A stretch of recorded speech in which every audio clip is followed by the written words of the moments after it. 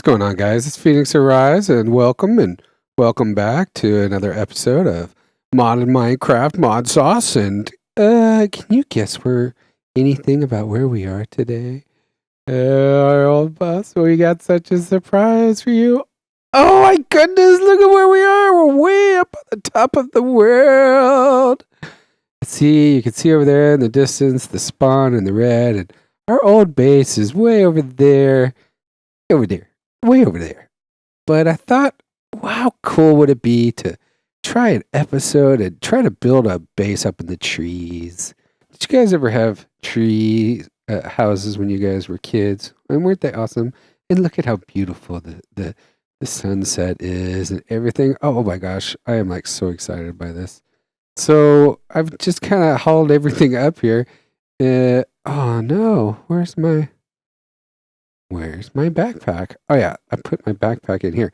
I think I showed you guys this last time. But this backpack is amazing. Look at this. 24 by 12. This literally has everything in it. I mean, it's just crazy. And I love it. And I can just carry everything around with it, at least until we start getting into our AE. So it's totally awesome. So I started just making this cobblestone stuff, and we'll upgrade that after a while. But I just wanted to connect it because see, what's cool is if you look on the mini map up there in the upper right hand corner, you'll see that we're kind of on an island, and spawn is over there. There's a meteor over there, and this island has these 4 huge trees: 1, 2, 3, and 4. And so I just threw some cobblestone all around them.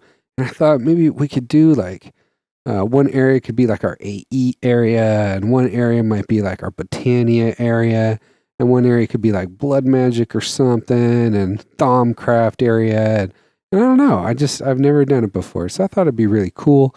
I think you guys might like it. So we'll be back in just a sec. Okay, so it's our first day up here in our little area. So we kind of got to get things ready. I've got a lot of stuff already. I got a lot of resources, as you can tell. I've kind of been busy since the last episode.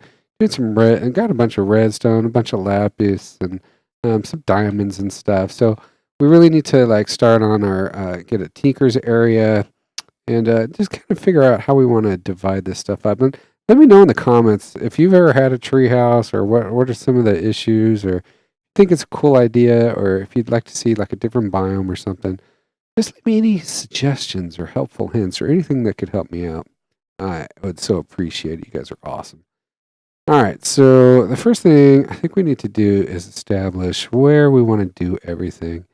And let me get a little bit more organized, and I'll be right back. Okay, guys, we're back. We're going to get started on our Tinker's construct is a huge mod. It's really important, so let's just jump right into it.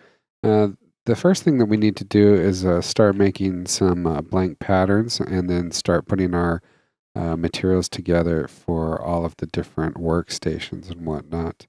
So the blank patterns are fairly simple. We just need some sticks. We'll grab some sticks. And you put them diagonally from each other, I believe is how it goes. And then you put some planks. Yes.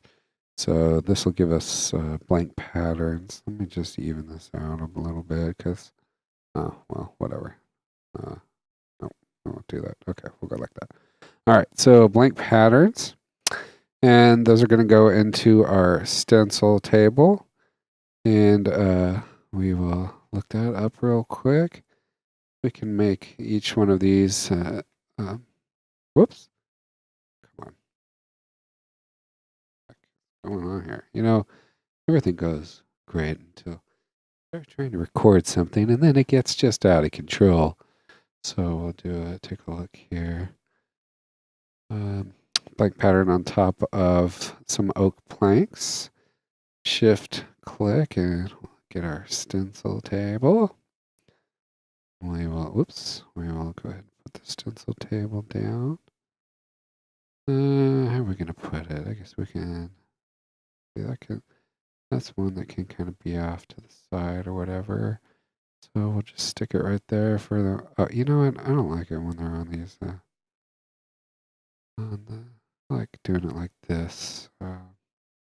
Put it back in there, it'll just give you a little flat one, so it's a little easier. Let's do flat stencil table there. And then the next one we are going to do is, I believe, on top of wood. Yep. So the part builder, and so that's blank patterns on top of some wood. We'll give you the part builder, put it back in to get rid of the legs, and we will put that. Let's see, I usually put the tool forge. We're going to have a chest next to this. So actually, let's just do it there. And then we'll do the pattern chest. Going to any eye. I don't believe I can't have these things memorized already.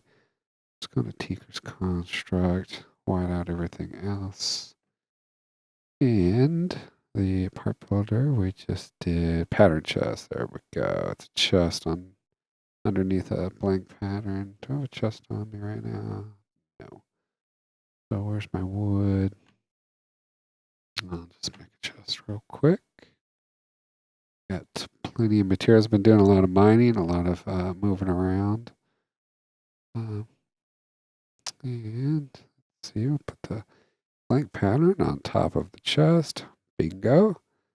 And the pattern chests are always connected to the part builder. See that? Because when you put it next to the part builder, pattern chest is automatically connected to it. And I forgot to think we can do it with the pattern chest too. Check that out. Yes, certainly can. All right, so that is good to go. And the other thing that we're going to need, of course, is the tool forge itself. And that takes a bunch. That takes some big blocks of iron. And I am pretty sure I don't have enough iron at this point to deal with it. Let's see, do I have everything else? Stencil table, pattern chest, part builder. Oh, the tool station. Duh. Need a tool station, which is blank pattern on top of a crafting station. Got a couple of those. So we'll put our blank pattern, crafting station in, blank pattern. Boom. Tool station is good to go. Take the legs off, and we're going to throw that guy down. Where do I usually put it? Right there. Then I usually put the tool forge in the middle. Then I'll turn this guy into a small one, and then it'll all be very nice and tidy. So how do these things work? In the stencil table, you'll notice we have all of these different parts for tools. And you'll be putting your blank patterns in there. And let me get rid of all of this stuff. Mods. Now, if you know this trick in NEI, if you hit O, it'll get rid of all the stuff and then bring it back accordingly, however you'd like. So, for example, the first couple of things we're going to do are we're going to do a hammer, which lets you mine a 3x3 area, which requires this tough rod pattern. Requires a tough binding pattern, and of course, it also requires. Oh wait, what am I doing? Oh, let's see. Do we need tough binding pattern? No, we don't need a tough binding pattern, but we do need the tough rod, and then we're going to need a couple of these guys. You'll also notice under where it says large plate pattern, it says material costs 8. So, for example, if you make it out of wood, it requires 8 wood planks, etc.